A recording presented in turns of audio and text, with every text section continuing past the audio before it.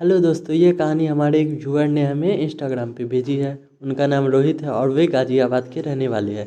तो चलिए कहानी उनके ही नैरेटिव से स्टार्ट करते हैं। मैं कंपनी की ओर से पिकनिक पर गया हुआ था। पिकनिक शहर के बाहर एक रिजॉर्ट में थी। पहले कंपनी के लोगों ने क्रिकेट खेला और अन्य खेल खेले। उसके बाद रिजॉर्ट में ही बने वाटर पार्क में चले गए। वहाँ केवल कुछ लोगों को ही तैरना आता था। वो सब गहरे पानी में तैर रहे थे और बाकी सब कम गहरे पानी में तैर रहे थे। हमारे दोस्तों में एक शर्त लगी, पानी में एक सिक्का फेंका जाएगा और जो सबसे कम समय में सिक्का ढूंढ के लाएगा वह जीत जाएगा। सबने बारी बारी से गोता लगाया मगर किसी को सिक्का तक नहीं मिला। अगली बारी मेरी थी, मैं भी कूद गया, लेकिन पानी में जाते ही दृश्य बदल गया। मैंने पाया कि ज़मीन 20 से 25 फीट दूर थी। नीचे एक कब्रिस्तान दिखाई दे रहा था। वहाँ एक औरत खड़ी थी जो चेहरे और पोशाक से भारतीय नहीं लग रही थी।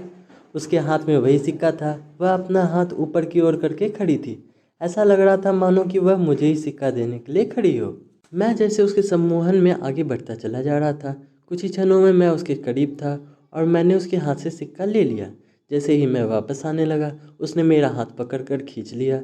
अब उसका और मेरा चेहरा आमने सामने था। एक ही पल में उसका चेहरा बदल गया और एक भयंकर रूप ले लिया। उसकी आंखों से खून निकल रहा था और उसके चेहरे पर एक भयंकर सी मुस्कान थी। मेरी डर की कोई सीमा नहीं थी। मैं डर के मारे काँप गया। मैंने झटके से अपना हाथ छुड़ाया। हाथ छुड़ाते ही कब्रिस्तान और महिला दोनों गायब हो गए और मैंने अपने आप को पुल में पाया। मुझे लगा जैसे कि मैं किसी सपने से जागा हूँ। मैं जल्दी से पानी से बाहर आया और दूर जाकर बैठ गया। मेरी सांस फूल रही थी और मैं खांस रहा था। मेरे दोस्त मेरी मदद कर रहे थे। थोड़ी देर में मैं सामान्य हो गया था। हर कोई पूछ रहा था कि क्या हुआ क्या हुआ। मैंने बस सर हिलाते हुए कुछ नहीं में जवाब दिया।